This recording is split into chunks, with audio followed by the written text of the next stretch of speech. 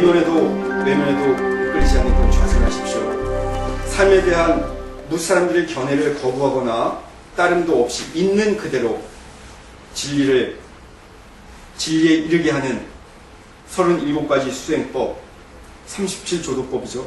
그거를 완성하도록 하십시오. 사리푸트라여. 모두 이렇게 좌선을 행하게 된다면 세조는 당신들을 진정 좌선하는 사람이라고 부르게 될 것입니다. 이렇게 불교 미학은 종교적 체험들이 도구마에 빠져서 엉뚱한 곳으로 가고 있다 하더라도 그들을 비난하지 않습니다. 왜? 우리가 자기 충족적인 자기만의 어떤 것에 절대의 자리를 추구하는 힘을 가지게 되면 더 이상 시비분별하지 않게 되거든요. 내부 시각을 발견해낸 사람들은 이렇게 기존과 다른 제3의 눈, 그리고 일상적인 욕망으로 보는 것이 아니고 있는 그대로 보는 새로운 눈을 향해서 자가 동력적인, 스스로 동력을 일으켜서 남의 의지에 떠밀려 가거나 어떤 과거의 반성이 이끄는 것이 아니고 방향 전환을 하고 새로 볼 수 있다는 거예요. 잠깐 이렇게 눈 안구 압박해보고 지금 늦게 오셔서 그런데 그 느낌이 지금 어땠어요? 이렇게 좀 얘기해 보시래요. 어느 정도 눌렀을 때 그 아픔이라든지 그때 찾아오는 어떤 빛살, 밝음, 또 눈을 갑자기 누르는 눈을 뗐을 때 일상적인 눈을 자주 느꼈는데 세상적인 내부 시각을 할 만한 게 없다. 이런 것도 좋고요. 어떤가요 지금? 밑에 그 반원식으로 이렇게 올라오는 것도 그것도 포함돼서요? 누르면 예. 뭐가 이렇게 그렇죠. 고리 같은 거 있구나. 예, 여러 가지. 근데 대체적으로 우선 섬세하게 감각을 찾아내지 못하기 때문에 안구를 처음에 어둑하고 아프다가 조금 더 들어가면 이렇게 뭔가 이렇게 하면서 이렇게 지금 떠올라요. 예. 마치 그리고 그때 가만히 청각도 느껴보면 아주 미세한 진동이 있어요. 청각에서도. 집에 가시면 한 번 더 해보세요. 또는 밤에 집에서 불 다 끄고 거의 선정에 들렀을 때 과연 눈을 어디에 둡니까 했을 때 눈을 잡고 이제 우리는 반기하라 그러는데 아예 눈 감고 할 때도 빛에 제3의 눈 피타고라스 학파 사람들은 그걸 빛이 이렇게 쭉 떠오르고 빛이 점점 더 커져서 날 다 둘러싸게 하고 우주를 전체적으로 감싸고 이런 것까지 하는 학파가 있었어요. 피타고라스는 우리가 아는 것처럼 단순한 수학자가 아니고 신비주의자였거든요. 왜 그를 신비주의자라고 하느냐면 일상적인 시각을 가진 사람들이 이런 걸 잘 이해 못했기 때문에 지금 우리가 얘기한 이런 것들도 보면 불교미학인데 자꾸 얘기는 이상한 것 같아요. 하지만 저는 일관성 있게 계속 나가고 있어요. 지난번보다 좀 더 설명은 왜 불교미학은 미학 자체를 얘기하기 어려웠든지 도그마화된 경전들이나 스승들의 가르침으로부터 벗어나기 위해서 종교체험, 붓다의 깨달음, 선정을 통해서 미적 체험에 도달하고자 한다. 그럴 수밖에 없는 상황이기를 했죠. 그죠? 그러면서 우리는 관하는 지관 수행에서도 이 비파사나에 대한 새로운 시각적 이해들, 그리고 이 비파사나에 대해서 인류가 공통적으로 제시하는 어떤 부분을 얘기했고요. 그래서 저는 더 나가서 이것을 경전, 대승불교의 핵심을 저는 아마 스님 계시니까 또는 성공은 우리 법성 같은 데서는 이미 알 거예요. 괜히 우리 불교가 금강경을 소유경전으로 한다 이런 것보다도 사실은 유마경이나 승만경 같은 것에서 우리 삶의 진함을 찾아야 되죠. 그죠? 왜냐하면 대승불교는 또 우리 시대는 이 서로 의존해서 살아가는 이 땅은 산속에서 수행한다고 되는 것이 아니고 현실에서 열심히 살아가야 되거든요. 제가 불자로서 우뚝 서야 되는 보살로서 잘 살아가야 되기 때문에요. 그래서 유마경을 얘기했고 유마경에서는 드디어 그 지혜제일 유마보살한테는 다 두려워요. 라울라에서부터 그 10대 마하가섭도 가기 싫어하다가 야 지혜가 많은 저기 사리불 너 가봐라 했더니 사리불이 나 저 옛날 유마보살한테 이렇게 혼났으니까 나 이렇게 좌선하고 내 내면을 호하게 들여다보고 시기 어떻고 삼생을 바라봤네 어쩌네 이상한 얘기를 탁 하고 그러니까 네가 갖고 있는 지혜는 다 불하다. 네 스스로 머릿속에서 만들어낸 상념이고 망상이다. 정말 중요한 건 내면을 바라보는 것도 아니고 외면에 이끌린 것도 아닌 지금 여기의 절대 자리, 부처님이 봤다는 그 눈, 부처님의 눈, 지혜의 눈으로 보는 그 자리는 보는 너도 없어지고 보는 대상도 없고 보는 현상조차도 방향성이 없어진 그 자리를 얘기했다는 거예요. 지난번에 제가 요 설명을 조금 더 심층 있게 해볼게요. 그래서 아까 제가 이런 내부 시각이 좀 더 예민하게 발달하다 보면 오라 같은 걸 볼 수 있다고 얘기를 해요. 실제로 오라 보는 훈련시켜보면 그렇게 가능했고요. 또 이렇게 오라를 본 사람들은 지금 이 사람의 몸이 오라 파장이 어떻게 되어 있는지 볼 수 있고, 그 오라를 찍어주는 그런 기를 갖고 있는 좀 이렇게 그 유사 종교 단체들, 뭐 건강을 관리해주기도 하고 뭐 그런 단체들이 좀 있던데, 근데 가서 찍혀 나오는 사진들과는 좀 패턴은 좀 달라요. 그건 기계적으로 디지털적으로 그냥 이렇게 읽어주는 거여서 일정 늘 그 패턴이 있거든요. 근데 오라를 보는 이 기술을 갖게 되면 좀 더 자기만의 시각으로 새삼스럽게 더 읽어내는 힘이 있어요. 거의 그때 찾아온 것들은 이런 도형들을 좀 두면 날 거예요. 그리고 저는 여러분들이 이 불교미학 강의의 끝자락에서는 오늘도 잠깐이지만 끝날 때 다시 한번 또 시도를 해볼게요. 이런 시각들을 조금 더 찾아보자는 거예요. 자, 그래서 이런 시각이 왜 중요하다고 얘기하느냐면, 뭐 오라 또는 아스트랄 바디 뭐 얘기하죠. 또 가끔씩 어떤 책들 보면 왜 뭐 이모셔널 바디니 스피리추얼 바디, 인간은 뭐 영체도 있고 육체도 있고 뭐 유체가 있어서 유체 이탈도 하고 이런 얘기 많이 하죠. 요즘 저 인터넷 보면 이 뉴에이지라고 하는 아주 독특한 문화 현상 때문인지 이런 것들이 자주 이렇게 자주 있어요. 뭐 UFO 같은 건 이미 이제 고전적이고요. 저도 처음엔 이런 크롭서클을 보여드렸잖아요. 이 크롭서클에 대해서도 뭐 이제 많은 사람들이 다 알고 있고 새로운 눈을 많이 뜨죠. 그래서 이 어스트랄 바디라고 하는 성체라 그래요. 우리 아스트랄 말 그대로 그 천문학을 어스트롤로지라고 그러죠, 그렇죠? 다시 말해서 우리의 몸은 별의 어떤 기운을 갖고 왔다고 생각하는 거예요. 별인 다시 말해서 뭐 떠 있는 구체 물리적인 별이 아니고 어떤 우주적 기운으로 이루어져 있는 어떤 것이라고 얘기해요. 그리고 실제로 우리가 이 오라를 보는 훈련을 시켜보고 제 체험에서 그런데 오라를 이렇게 보면 이 사람의 감정이 지금 어떤지, 육체적 파장이 어떤지가 좀 독특하게 리딩이 돼요. 근데 그때는 이렇게 그걸 보기 위해서 이렇게 고요하게 있어야 되고 좀 에너지 소모되는데, 여기 심취해 보는 것도 재밌을 것 같아요. 한두 달 정도 해보세요.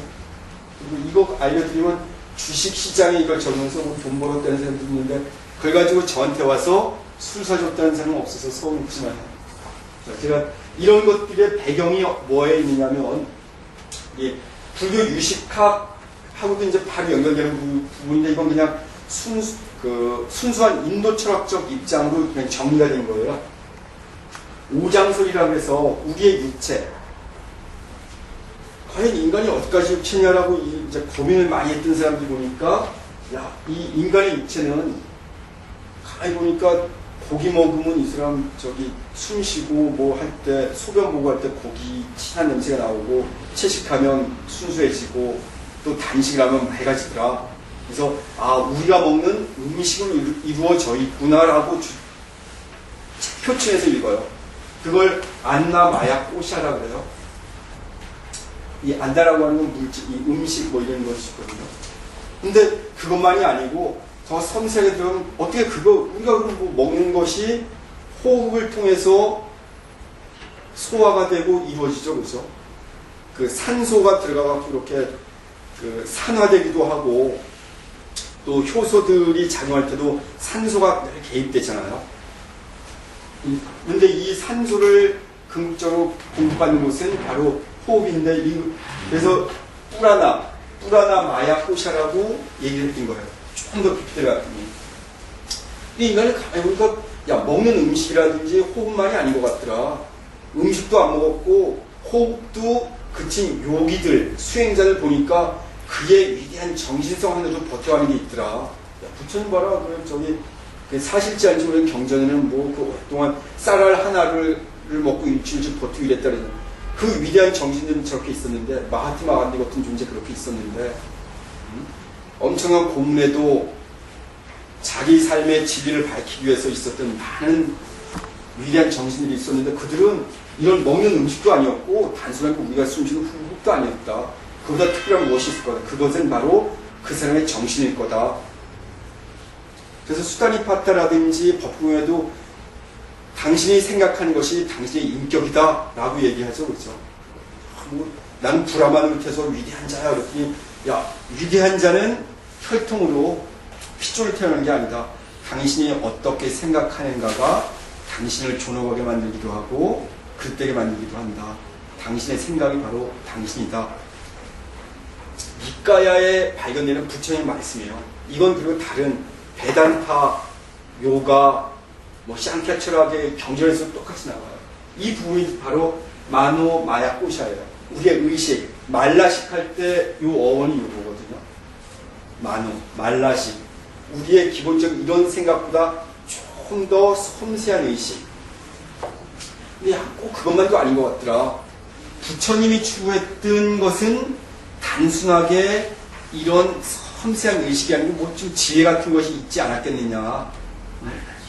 마치 금강의 검처럼 번쩍이는 번갯불처럼 어둠을 비춰주는 번갯불처럼 또는 그 모든 바위덩어리 같은 혼돈을 어리석음을 깨뜨려주는 금강검 같은 것이 뭐 있었겠다. 이건 바로 우리는 자꾸 이렇게 진자냐라고 읽는데 뭐 원어는 갸냐라고 읽어야 되는데요. 그래서 비갸냐 마야 호샤 바로 지혜의 빛. 야 이건 단순한 의식이 아니라 지혜였다. 라고 얘기해요.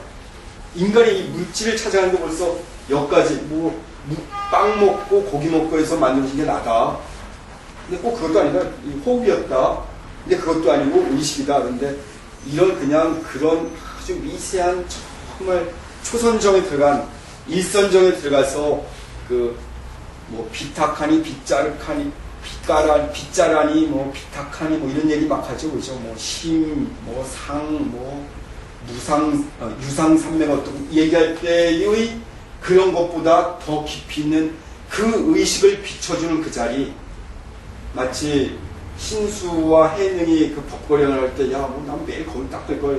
거울 걷는데 뭘 닦냐? 이미 허공인데. 이런 자리가 바로 비냐냐요. 비지냐 마야 꼬샤라고 하는 게 있었다고 얘기합니다. 근데 아니다. 이제 드디어 내부 시각에서 얘기한 그 점에 들어가요. 불교 미학의 핵심자리. 아난다 마야 꼬샤라고 하는 것이 있다. 육체에는. 육체적 형상이 이미 5층으로 이루어져 있다면 이 존재를 가만히 보니까 둘러싸고 있는 여러 층들이 있잖아요. 그죠? 어떤 핵심 자리를 둘러싼 어떤 빈미들이 있다면 우리가 아까 안구압박을 하고 내부 시각으로 잠깐 본 내 내면도 아니고 외면도 아닌 어떤 풍경을 느꼈을 때 각자가 설명하기는 여러 가지였겠지만 그 자리에서 바로 이런 환희라고 하는 기쁨이라고 하는 아난다라고 하는 절대 기쁨이라고 하는 바로 불교 미학의 관역에 해당되는 그 자리가 있었다고 얘기하는 거예요. 자, 그렇다면 이렇게 물질을 줄 것, 양파껍질까지 쭉 찾아갔어요. 그런데 다른 사람들은 또 어떻게 찾아갔냐면 이 지혜를 받다고 얘기하는 어떤 존재들이 뭐 그렇게 어리석게 물질 주자를 좀 왜 찾아가냐. 바로 수행의 미학에서는 바로 외부에서 찾아갈 수 있는 건 아니겠냐. 바로 우리 이 살덩어리가 아니고 내가 나라고 얘기할 때 이 가슴, 이것이 아닌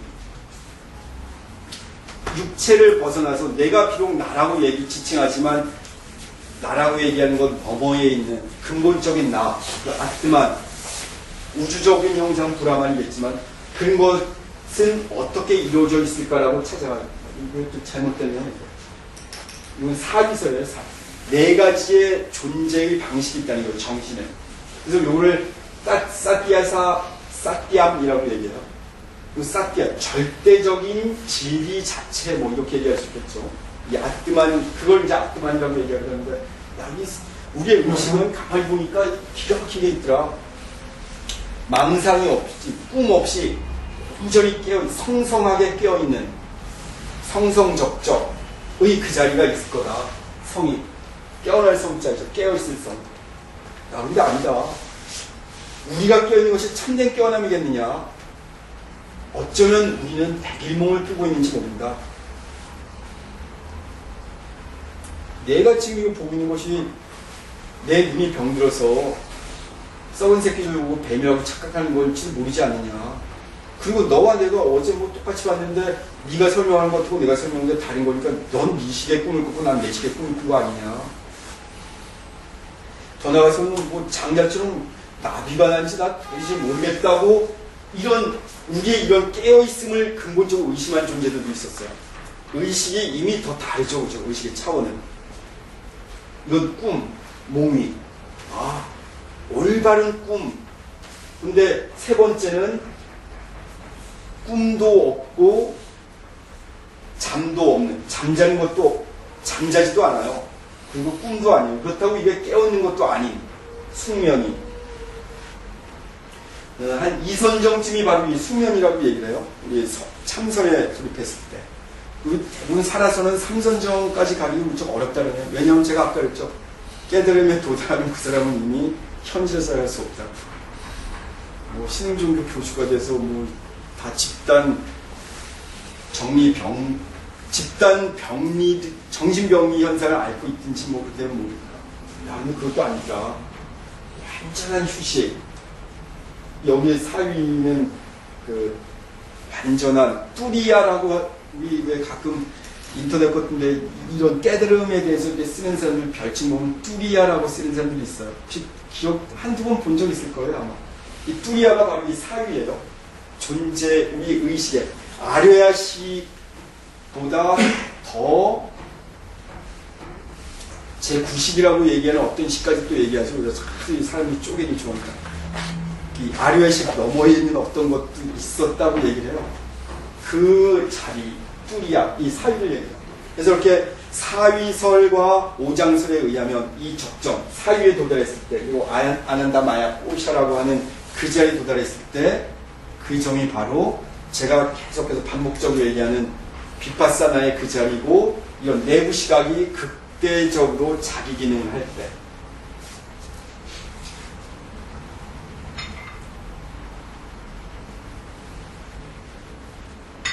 아, 이거 참, 이거 적어놨구나. 이거 저기, 보세요. 이 뚜리아가 나오죠. 그럼 여기서 온전히 깨어있다. 이 정신의 고도한 정신적인 세계가 사실은 사위설의 첫 번째예요.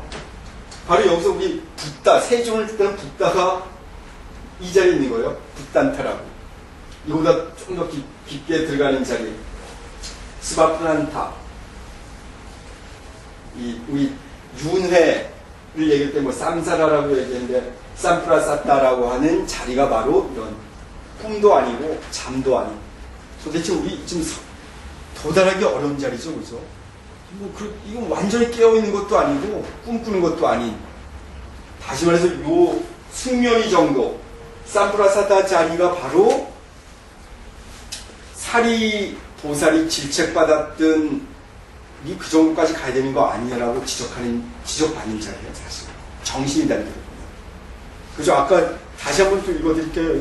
중요해서요. 그리고 나중에 한번 이 유마경이나 승만경을 여기 원장선생님하고 한번 같이 정말 한번 다시 읽어보세요. 자꾸 뭐 금강경이니 뭐 반야신경이니 물론 좋지만 거기서 우리 자꾸 인생이 마치 꿈이다, 물방울이다, 헛개비다라고 보잖아요. 근데 그거 잘 보라고 제가 참 자꾸 주장해요. 왜? 아주 예민한 문제거든요. 금강경 사국에서도 일체유의법이 몽환 포용이라고 그런 게 아니고 그 자앞에 열을 붙여요. 꿈 같고 그저 헛개비 같은 거지 꿈이 아니에요. 우리 삶이 어떤지, 우리 삶이 얼마나 존귀한 건데 왜 꿈이에요? 왜 헛개비겠어요? 그림자가 아니에요. 살아있는 우리죠. 물론 살아있는 우리가 이것들 통섭적으로 5장을 온전히 느끼고 사유를 온전히 산다면 가능하겠죠. 근데 요걸 다시 한번 오비설과 사장설, 5장과 사유설을 토대로 이걸 다시 한번 읽어볼게요. 개덕 사리부터요. 앉아있다고 해서 자세는 아닌 거다. 참된 자성이란 몸도 마음도 삼계 가운데 나타나지 않도록 해야 하는 거다. 몸도 아니래요. 마음도 아니고. 근데 우리 선종에서는 자꾸 어떤 얘기예요? 야, 네 마음이 부처다. 심즉 시불 그러잖아요. 그렇죠? 이게 얼마나 전도된 생각이에요. 기껏해 요 수준에 와서 자꾸 얘기해버린다고요. 몸도 아니에요. 마음도 아니고. 그래서 저는 자꾸 이렇게 내부 시각을 통해서 불교 미학을 찾아가자고 했던 거예요. 이미 완전한 니르반에 들어간 그대로 있으면서도 행주조화가 그대로 나타나는 선언하십시오. 당신의 마음이, 여기서 몸이 아니에요. 마음이 내면에도 머물지 않고 외면에도 이끌리지 않는 좌선을 하십시오. 삶에 대한 무사람들의 견해를 거부하거나 다름도 없이 있는 그대로 진리에 이르는 37가지 수행법을 완성하도록 하십시오. 사리푸트라요. 모두 이렇게 자전히 행하게 하면 세종께서 야, 내가 한 것만큼의 수준에 도달했다라고 칭찬해 준다고 하는 얘기예요. 이렇게 오장설과 사이설을 토대로 왜 제가 복잡하게 불교 미학은 종교 체험을 통해서 접근할 수밖에 없었다고 하는, 그리고 불교에선 왜 미학이 배제되고 죄악시됐는지 좀 이제 설명이 좀 되시죠. 그리고 왜 제가 요한에스 퍼킨지가 막스 크놀이 그리고 아동심리학 연구자들이 얘기한, 그리고 더 나가서 선생님이 왜 자꾸 뭐 대마초 얘기하고 나팔꽃 얘기하고 저기 환갑성 물질 얘기하는지 좀 이해되실 거예요. 그래서 이런 것들을 알기 때문에 종교적인 기능인들은 먹고 마시는 것이 심취예요. 다시 말해서 미학적인 삶을 살았던 거예요. 세상이 뭐라 그래도 그걸 개념치 않고. 그래서 우리가 잘 아는 디오니소스라든지 바카스제의 제주들은 다 뭐예요? 그 자리에서는. 고대 올림푸스산 모든 데서 신관들이 움직일 때 마시고 시작하잖아요.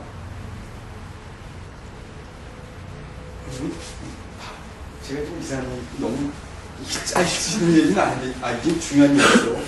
그래서 지금도 이런 것들이 남아있는 게 부처 열의 식구 가운데 은공에 대한 설명은 좀 이해 빠지면 좀 안 되는데, 은공은 뭐예요? 마땅히 공양받을 만한 분. 그리고 실제로 요즘도 어떻게 대부분의 저 신심이 있다고 하는, 제가 이제 지금 신심이 있다고 하는 건 약간 부정적으로 뜻하는 거예요. 그런 절집감은 어떻게 돼 있어요?